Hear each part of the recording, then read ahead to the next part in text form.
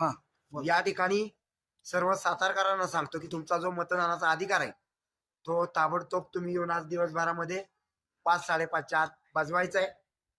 तुम्ही फक्त अपक्ष उमेदवार म्हणून नाही करत आहे, तर मी स्टार म्हणून सुद्धा सांगतोय, सेलिब्रिटी म्हणून सुद्धा सांगतोय की मतदान करा.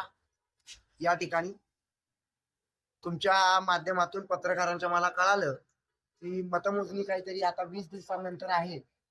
तर ही मतमोजणी जी आहे ती 20 दिवसांनंतर कशासाठी करताय हा जरा वादाचा मुद्दा मला वाटतो.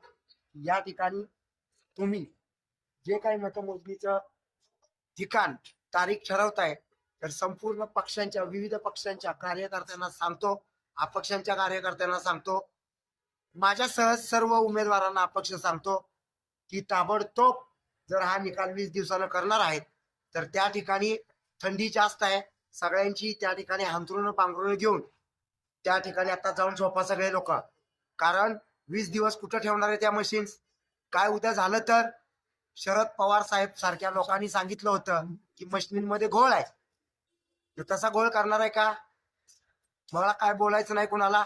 बीजेपीचं जर काही षडयंत्र असेल तर असं करू नका. हा देश संविधानामुळे चालतो आणि संविधानामुळे ही जनता आहे आणि जनतेमुळे हे संविधान आहे. आमच्या जनतेला वेड्यात काढायचं काम तुम्ही करायचं नाही.